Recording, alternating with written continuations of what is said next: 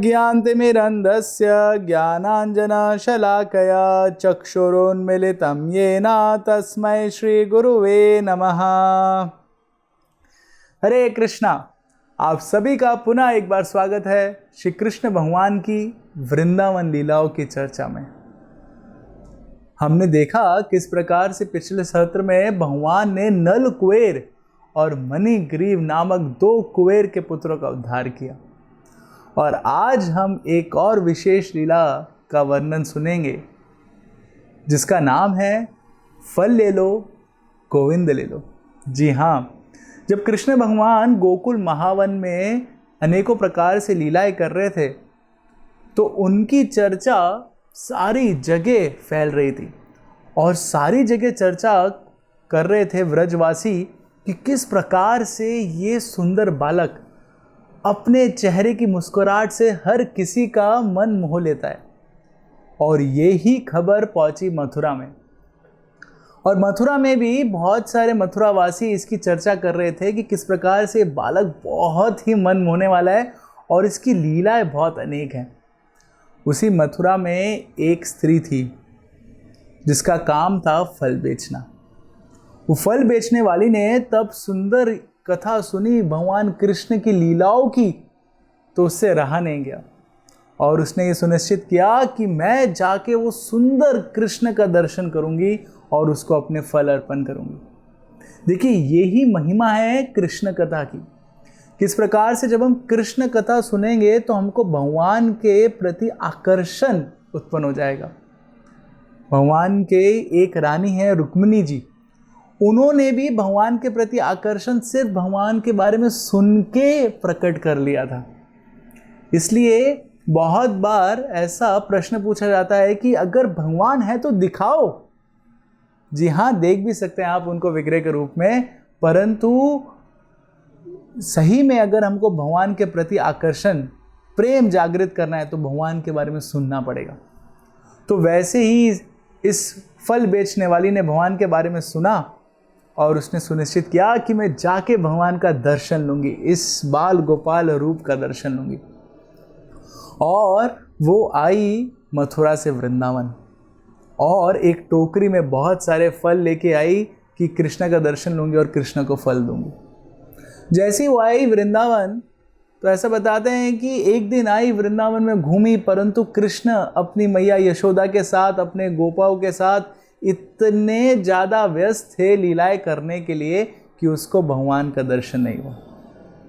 परंतु उसने हार नहीं मानी, उसने एक और बार पुनः प्रयास किया, और फिर वापस वो दूसरे दिन आई, परंतु उस दिन भी भगवान इतने व्यस्त थे कि उसको दर्शन भगवान का नहीं हुआ।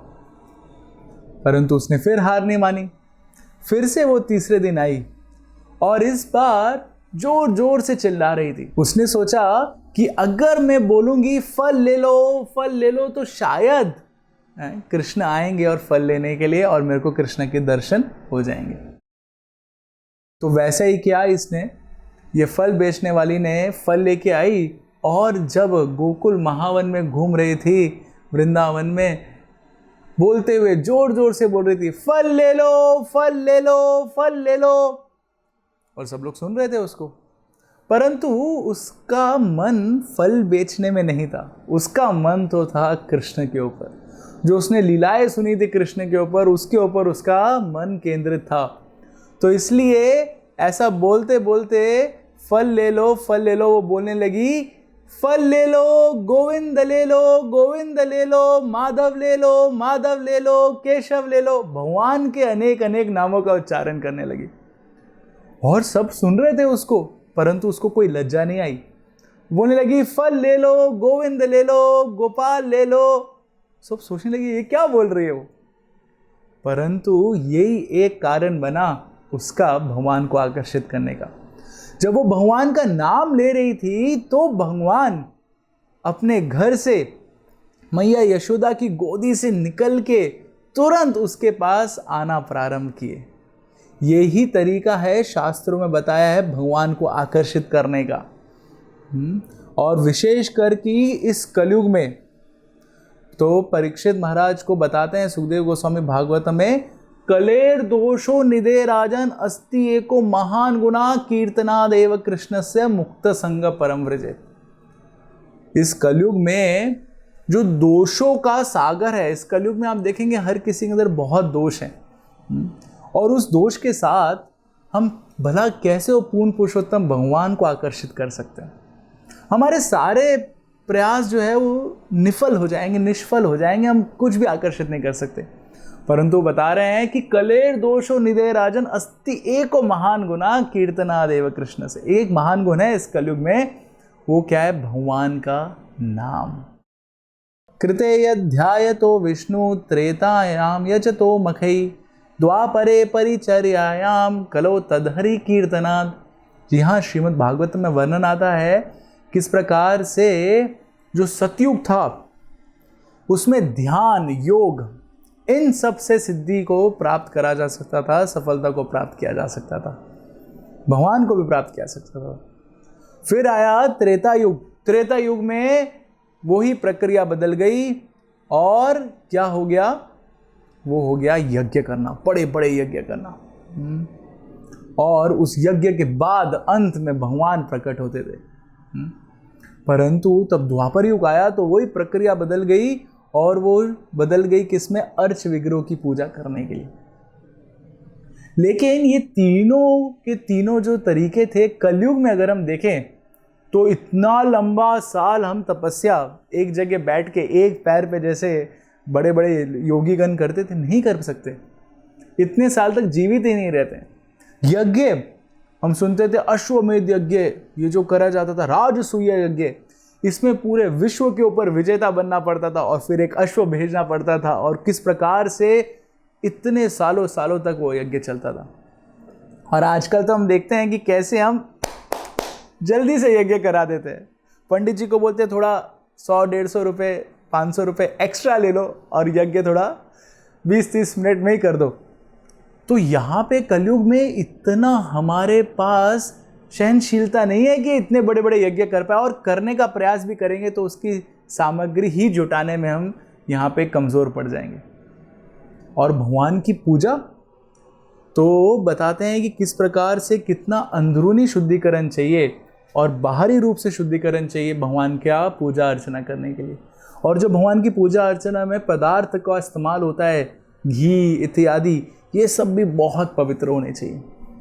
और एक ब्राह्मण जो पूरे तरीके से ब्रह्म में अपना ध्यान उसने स्थापित कर रखा है, वो भगवान की पूजा कर सकता है।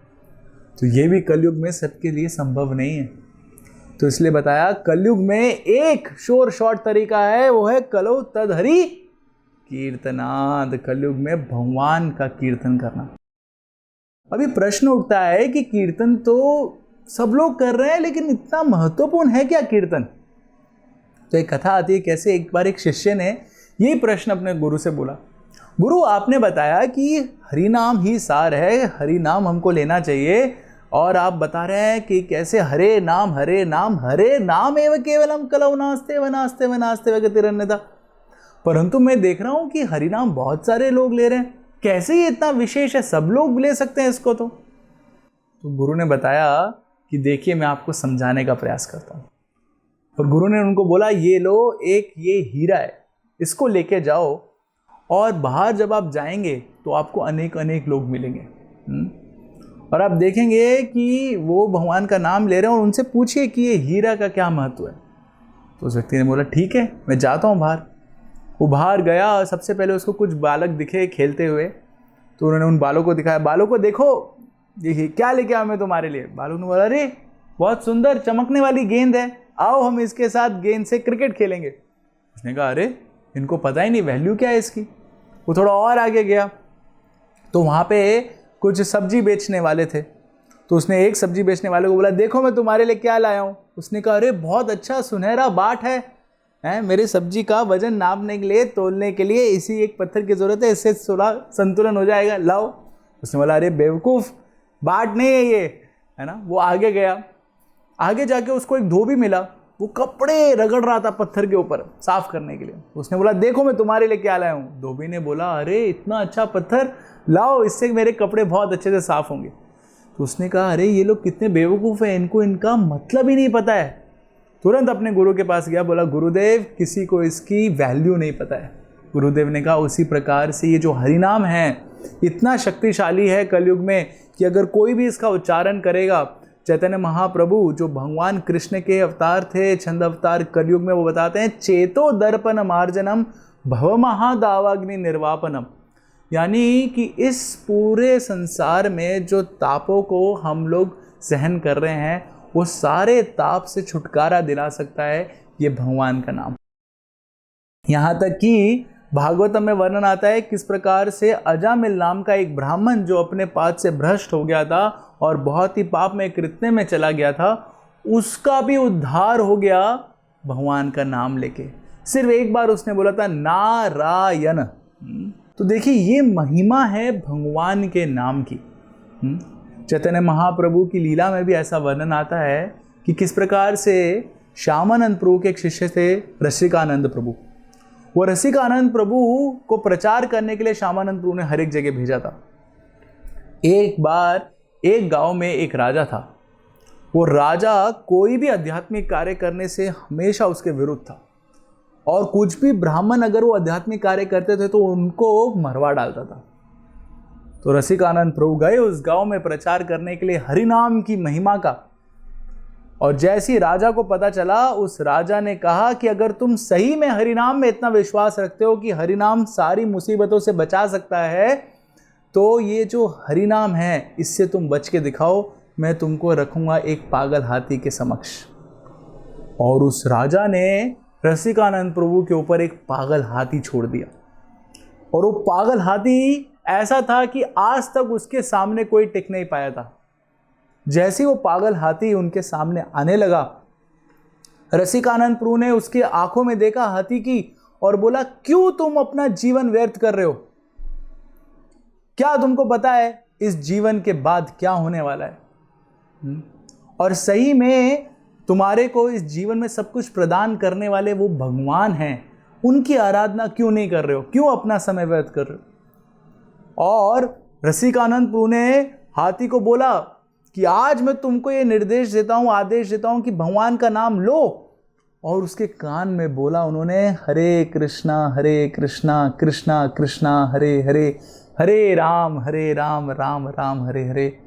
और सबके समक्ष आश्चर्य पूर्वक क्या हुआ, वो हाथी भगवान का नाम लेने लगा और भगवान का भक्त बन गया। उसने रसिकानंद प्रभु को प्रणाम किया और शांतिपूर्वक चला गया। ये देख के वो राजा भी बदल गया और उसने भी आदेश दिया कि आज से सारी जगह हरिनाम होगा। और ये सारी कथाएं नहीं हैं कलयुग में, और हमारे समक्ष भी हम देख सकते हैं किस प्रकार से इस्कॉन के संस्थापक आचार्य एसी भक्तिवेदांत स्वामी शिला प्रभुपाद जी तब यही हरिनाम लेके गए अमेरिका के न्यूयॉर्क में, जहाँ पे इतनी सारी गतिविधियाँ चल रही हैं, पूरे वर्ल्ड में हेडक्वार्टर माना जाता था उस समय पे। वो वहाँ पे एक पार्क के नीचे, एक पेड़ के नीचे बैठे और गाने लगे हरे कृष्णा। और उनके पास कुछ ज़्यादा साउंड सिस्टम नहीं था, कुछ ज़्यादा ढोल नगाड़े नहीं थे, एक छोटे से करताल के साथ वो गा रहे थे। और उसी से इतना चमत्कार हो गया कि आज ये पूरा बड़ा एक संस्था उन्होंने खड़ी कर दी और पूरे विश्व में हरिनाम का उन्होंने प्रचार कर दिया। ये हरिनाम की महिमा, और ये ही हरिनाम है जो भगवान को आकर्षित करता है। और इसी प्रकार से वो जो फल बेचने वाली थी, तो वो भगवान का नाम ले रही थी, फल ले लो, गोविंद ले लो, माधव ले लो, तो भगवान आकर्षित हो गए। गोपियाँ भी जब रासलीला में भगवान उनके से अंतर ध्यान हो गए, उनके समक्ष चले गए, तो गोपियाँ भगवान का स्मरण करते हुए गा रही हैं गोविंद दामोदर हे माधवेति, भगवान का नाम ले रही हैं। और जब भगवान उनके सामने तब प्रकट हो जाते हैं। तो ये है भगवान की नाम की महिमा। और जैसे ही भगवान ने सुना कि वो फल बेचने वाली मेरा नाम ले रही है, भगवान तुरंत यशोदा माई के घर से भागे और उसके समक्ष जाके खड़े हो गए। अभी भगवान ने देखा था पहले कि किस प्रकार से नंद बाबा यशोदा माई अगर कुछ लेती थी किसी से तो कुछ उसके बदले में उनको देती थी। उसको बोलते हैं अंग्रेजी में बार्टर सिस्टम, कुछ लेना देना, यानी मैं तुमसे फल लूंगी तो मैं तुमको कुछ दे दूंगी। तो कृष्ण ने भी अपने घर से कुछ हीरे मोती जो यशोदा माई उनको पहनाती थी वो उठाए और उस फल बेचने वाले के पास आने लगे। जैसे उस फल बेचने वाले ने कृष्ण को देखा, उसका हृदय प्रसन्नचित हो गया। इसी दिन का तो वो इंतज़ार कर रही थी। और फिर कृष्ण आए, कृष्ण ने बोला मेरे को फल चाहिए। फल बेचने वाली ने कहा कि मैं ज़रूर तुमको फल दूंगी, परंतु तुमको मेरी गोद में बैठ के बोलना पड़ेगा मैया मेरे को फल चाहिए। अभी कृष्ण बोला हे मैया तो एक ही है, एक और बोलूँगा तो सब कैसे क्या सोचेंगे मेरे बारे में, मैया को पता चला तो बहुत डांटेंगी। परंतु फल वाली ने बोला अगर फल चाहिए तो बैठ के बोलना पड़ेगा मैया फल चाहिए। तो कृष्ण ने देखा दाएं बाएं और देखा कोई नहीं है, तुरंत कृष्ण उनके गोद में बैठे और बोला मैया फल चाहिए, और उतर के बोला अभी दे दो फल मेरे को। तो फल वाली बहुत प्रसन्न हो गई कि कृष्ण ने मेरे से फल मांगे। उसने तुरंत कृष्ण को फल देना शुरू कर दिया। जो कृष्ण लाए थे उसके ऊपर तो ध्यान ही नहीं दिया उसने, और क्योंकि कृष्ण अपने छोटे से हाथों से तब लेके आ रहे थे तो उनके उंगलियों के बीच से सारे जो मोती वगैरह थे सब नीचे गिर गए थे। आते आते कुछ ही मोती बचे थे, परंतु वो फल वाली ने कृष्ण को इतने सारे फल रख दिए कि कृष्ण अपने दोनों हाथ से पकड़ रहे थे, छाती में लगा के बहुत सारे फल खुशी के साथ लेके आई यशोदा माई के पास। और यशोदा माई को आके बोले ये लीजिए फल। और वो फल वाली ने सोचा कि अरे मैंने सारे फल दे दिए कृष्ण को, मैं और फल लेके आऊँगी। वो गई अपनी टोकरी लेके और फल लेके आने ही वाली थी, तभी उसने देखा कि मेरी टोकरी में फल की जगह बहुत सारे हीरे जवाहरात थे जो मैंने लिए नहीं, परंतु क्योंकि उसने फल दिए थे भगवान को तो भगवान ने आदान प्रदान के रूप में उसको इतने सारे हीरे जवाहरात दे दिए। मगर उसका मन तो था कृष्ण की सेवा में। उसने वो सब टोकरी खाली करी, नीचे वापस उसमें फल भरे, वापस कृष्ण के पास लेके आई। वापस कृष्ण आए, कृष्ण ने उठाया और यशोदा माई को दिया, और यशोदा माई को बोला आप बांटिए इसको सबको। और यशोदा माई सारी गोपियों को बांटने लगी। वो भी आश्चर्यचकित होगी कृष्ण कहाँ से ला रहे हैं इतने सारे फल। यहाँ पे हम देखते हैं कि कैसे वो जो फल बेचने वाली थी उसको हीरे जवाहरात की जरूरत नहीं थी।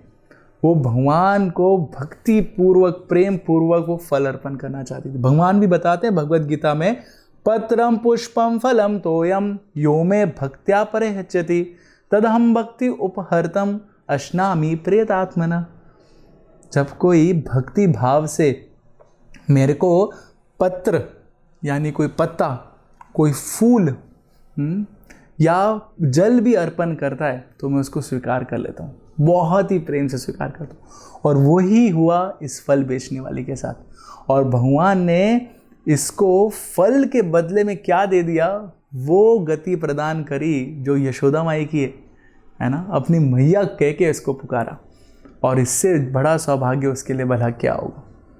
और यही सौभाग्य हम सबको भी प्राप्त हो सकता है अगर हम प्रेम पूर्वक भगवान का नाम लेंगे। हरे कृष्णा कृष्णा कृष्णा हरे हरे, हरे राम राम राम हरे हरे।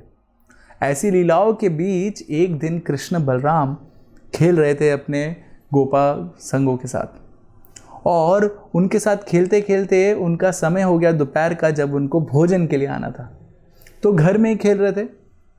तो यशोदा माई ने बोला रोहिणी जी को कि रोहिणी जी जाइए और कृष्ण बलराम को बुला के लेके आइए। अभी रोहिणी गई और बोला कृष्ण बलराम आ जाओ, परंतु कृष्ण बलराम तो इतने ज़्यादा मग्न थे खेलने में कि वो कहाँ से आने वाले थे, है ना। तो उन्होंने देखा कि ये आने वाले नहीं हैं। तो जब रोहिणी जी ने बताया यशोदा माई को कि कृष्ण बलराम नहीं आ रहे हैं, तो यशोदा ने कहा मैं स्वयं जाके लेके आती हूँ कृष्ण बलराम को। और वो स्वयं गई कृष्ण बलराम के पास और कहने लगी कृष्ण बलराम जल्दी आओ, तुम्हारे पिता नंद बाबा तब तक भोजन नहीं करेंगे तब तक तुम नहीं आओगे। जैसे ये सुना कृष्ण बलराम ने तुरंत वो भागते भागते आए नंद बाबा के पास और तुरंत हाथ पैर धो के बैठ गए भोजन करने के लिए। तो ऐसी बहुत ही अद्भुत अद्भुत मन मोहने वाली लीलाएं भगवान ने गोकुल महावन में करी। हम सुनते हैं कि किस प्रकार से उनकी माखन चोर लीलाएं इतनी मंत्रमुग्ध करने वाली थी। एक बार का वर्णन आता है कैसे भगवान गए माखन चुराने के लिए, और जब वो माखन चुराने के लिए गए तो उन्होंने देखा कि उस कमरे में कोई नहीं है। भगवान ने सोचा ये एकदम अच्छा समय है माखन चुराने का, परंतु वहाँ पे एक घंटी रखी थी। तो जैसी घंटी भगवान ने देखी, भगवान को लगा अरे ये घंटी बज सकती है, और घंटी बजेगी तो गोपियों को पता चल जाएगा मैं माखन चुरा रहा हूँ। तो भगवान ने घंटी के साथ बात करना शुरू किया। यही भगवान की बाल्य लीलाओं की विशेषता है। अभी असलियत में आध्यात्मिक जगत में वो घंटी भी एक वस्तु है जो एक अपना आदान प्रदान कर रही है भगवान के साथ, है ना। वो भी एक जीवित वस्तु है आध्यात्मिक जगत में। तो भगवान ने बोला घंटी को, देखो मैं तुमको आदेश दे रहा हूँ। क्या आदेश दे रहा हूँ? कि मैं जा रहा हूँ माखन चुराने के लिए और तुमको बजना नहीं है, कुछ भी शोर मच मचाना, क्योंकि गोपियों को पता चल जाएगा। भगवान ने बोला भी मैं पूर्ण पुरुषोत्तम भगवान हूँ इसलिए तुमको आदेश दे रहा हूँ। और घंटी ने बोला ठीक है मैं नहीं बजूंगी, और भगवान गए वहाँ पे माखन चुराने के लिए। तो जब भगवान माखन चुरा रहे थे और जैसे वो ऊपर चढ़े सब देखा, सब शांत है सब कुछ, और भगवान ने जैसे वो माखन निकाला और निकाल के अपने मुंह के अंदर डाल ही रहे थे, तुरंत वो घंटी बजने लगी, टिंग टिंग टिंग टिंग टिंग टिंग टिंग टिंग टिंग टिंग टिंग टिंग। कृष्ण बोले अरे मना किया था बजने के लिए, चुप चुप चुप। घंटी बोली प्रभु मैं क्या करूं, आप ही ने मेरे को आदेश दिया है कि जब भी आपको भोग लगता है मेरा बजना अनिवार्य है, और मैं बजना चाहिए तब आपको भोग लगता है, इसलिए मैं बज उठी। कृष्ण बोले हे भगवान, है ना, कैसे ये घंटी बजने से गोपियां आ जाएगी। तुरंत कृष्ण वहां से भाग गए। तो ऐसी अनेकों अनेकों लीलाएं भगवान ने गोकुल महावन में करी।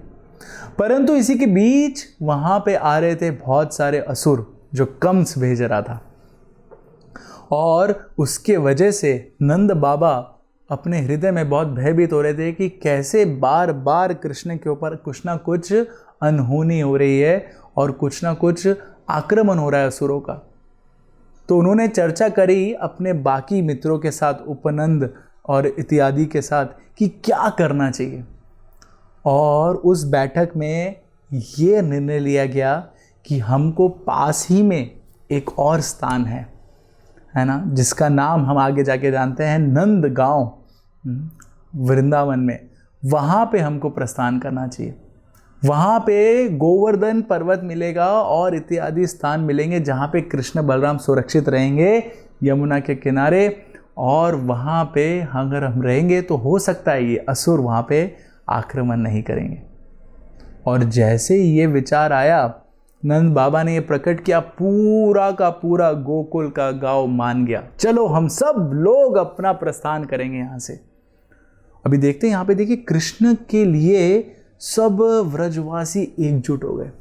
उन्होंने ये नहीं सोचा कि अरे मेरा घर बना है वहाँ पे जाके वापस बनाना पड़ेगा, इतना सब तामझाम यहाँ पे लगा रखा है वहाँ पे जाके वापस करना पड़ेगा, ये कोई विचार नहीं आया। यही है व्रज, जहां पे व्रजवासी अपने बारे में कुछ चिंता नहीं करते, पूरा उनकी चिंता किसके लिए है? भगवान को आनंद देने के लिए। और सब ने बोला मिल के नंद बाबा को कि चलो हम लोग चलेंगे कहाँ? नंदगांव। और फिर सब लोगों ने अपना सारा का सारा जो सामान था उसको समेटा और नंदगांव के लिए बैलगाड़ी में निकल गए। और नंदगांव में पहुँच के क्या हुआ वो हम देखेंगे अगले सत्र में। बहुत बहुत धन्यवाद। हरे कृष्णा। ऐसे ही और भक्तिमय कार्यक्रमों के लिए देखिए हरे कृष्णा टेलीविजन, और इसे प्राप्त करने के लिए आप अपने केबल अथवा DTH ऑपरेटर से संपर्क करें तथा और अधिक जानकारी के लिए आज ही डायल करें 7666 839 839।